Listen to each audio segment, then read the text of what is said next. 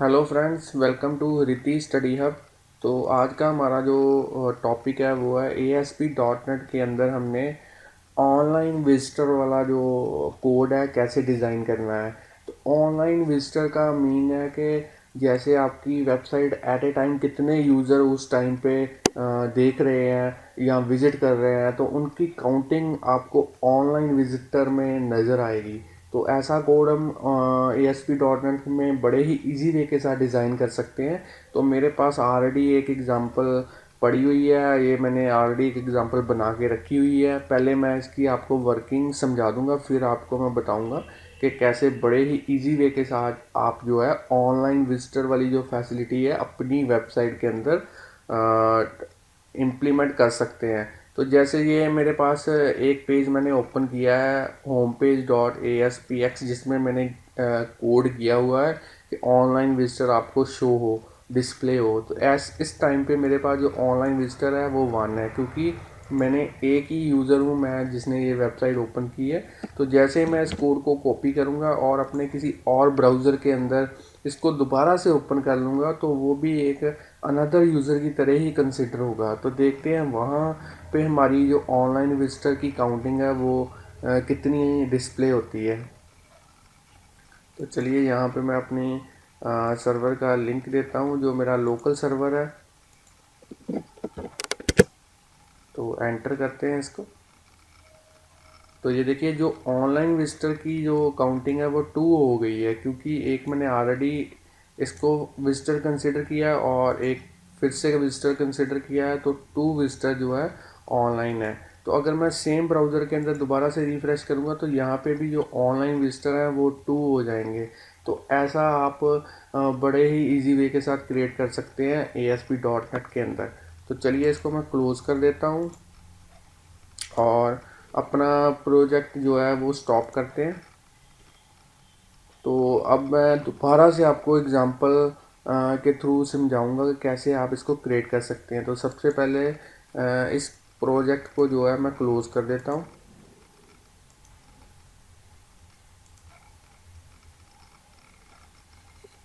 और एक नया प्रोजेक्ट ऐड करते हैं अपने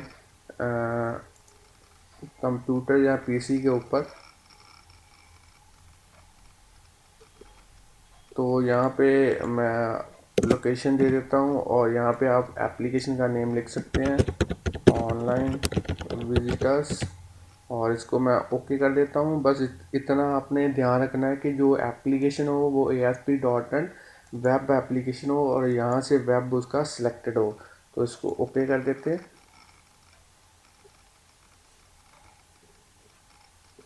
तो मेरा जो नया प्रोजेक्ट है वो ऐड हो चुका है। तो चलिए एक नया ब्लैंक वेब फॉर्म ऐड करते हैं अपने प्रोजेक्ट के अंदर।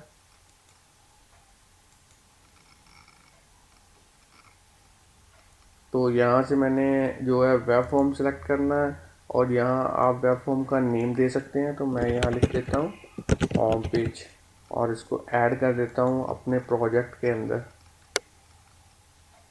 तो चलिए सबसे पहले इसका डिज़ाइन जो है वो तैयार कर लेते हैं।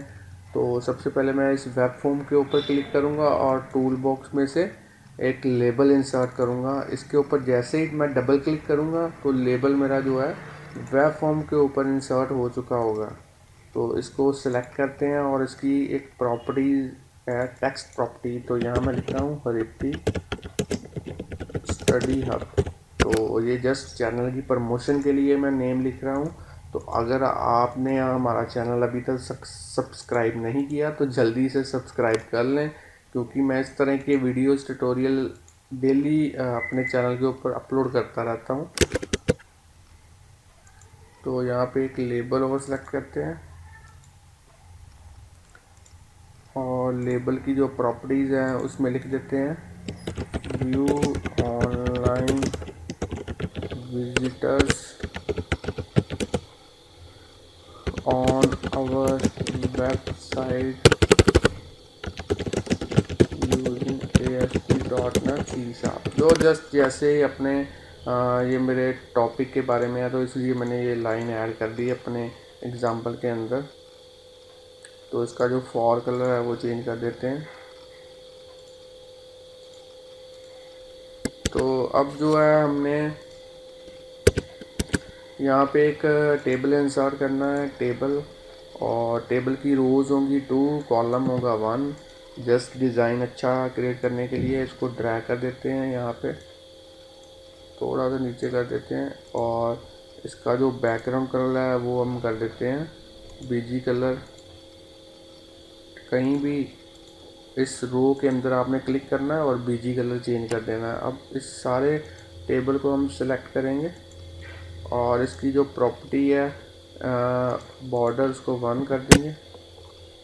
तो ये देखिए, आप पहले रो के ऊपर क्लिक करेंगे और यहाँ से इसको जस्टिफाई सेंटर कर देते हैं, और यहाँ से एक लेबल इंसर्ट करेंगे और लेबल के ऊपर लिख देते हैं टेक्स्ट प्रॉपर्टी के थ्रू ऑनलाइन विजिटर्स।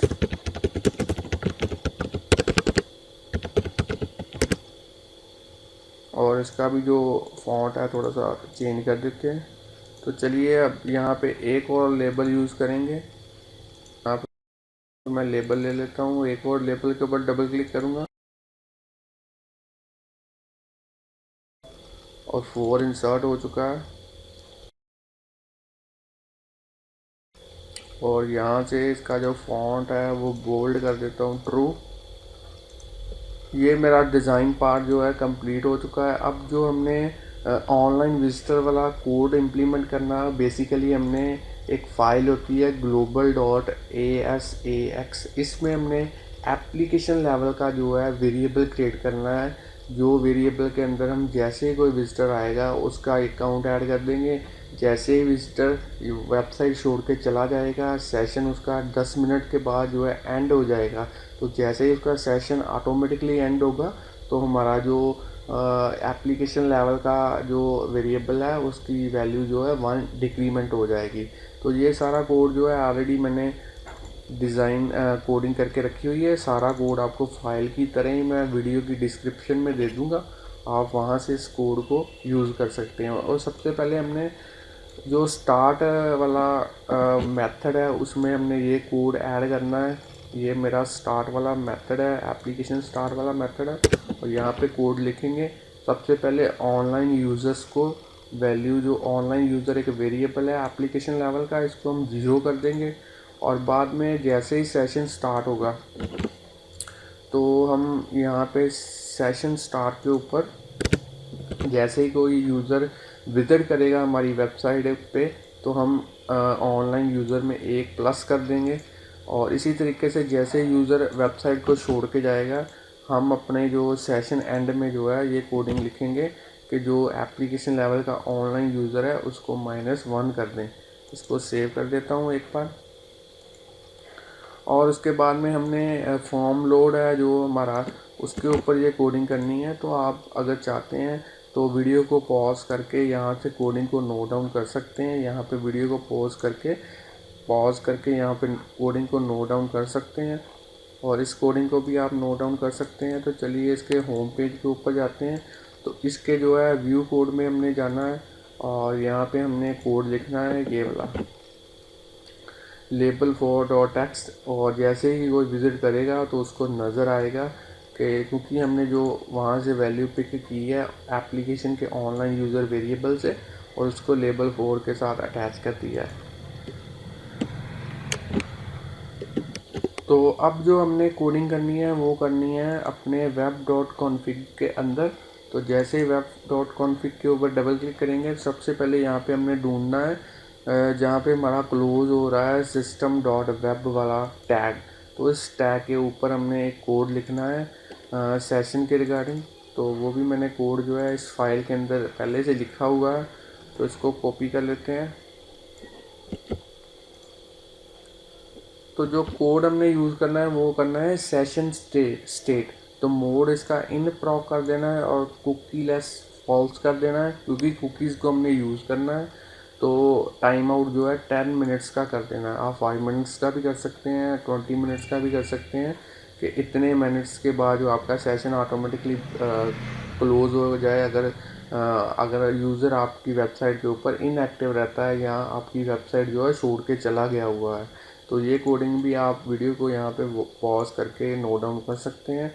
तो चलिए हमारा जो कोड है बिल्कुल रेडी है, तो इसको रन करके देख लेते हैं अपने इस एग्ज़ाम्पल को।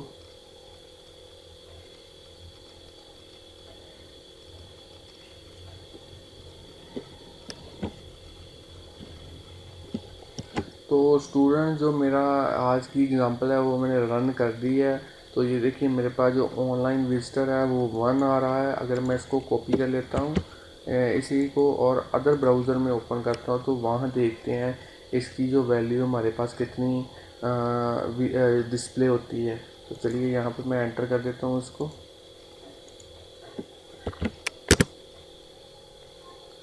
तो ये देखिए जो मेरे पास ऑनलाइन विजिटर है अब 2 आ रहे हैं, और अगर मैं इसको रिफ़्रेश करता हूँ यहाँ से, तो ये मेरे पास फिर से 2 हो गए हैं, क्योंकि दो यूज़र को कंसिडर कर रहा है डिफरेंट ब्राउज़र के थ्रू कि दो यूज़र्स ने आपकी वेबसाइट ओपन कर रखी है। अगर 10 मिनट तक मैं कोई भी एक्टिविटी नहीं करता तो ऑटोमेटिकली जो सेशन मेरा है वो क्लोज़ हो जाएगा, और वैल्यू ऑटोमेटिकली जो ऑनलाइन विजिटर की है वो डिक्रीमेंट हो जाएगी। तो इस तरीके से आप बड़े ही इजी वे के साथ जो ऑनलाइन विजिटर वाला जो कोड है अपने प्रोजेक्ट के अंदर इम्प्लीमेंट कर सकते हैं। तो अगर फ्रेंड्स स्टूडेंट्स, अगर आपको हमारा वीडियो अच्छी लगी है तो लाइक शेयर कमेंट करना मत भूलें, और अगर आपको हमारा चैनल भी अच्छा लगा है तो इसको सब्सक्राइब कर दें, क्योंकि ऐसी वीडियोस प्रोग्रामिंग की मैं अपने चैनल के ऊपर अपलोड डेली करता रहता हूँ। तो thanks friends for watching videos.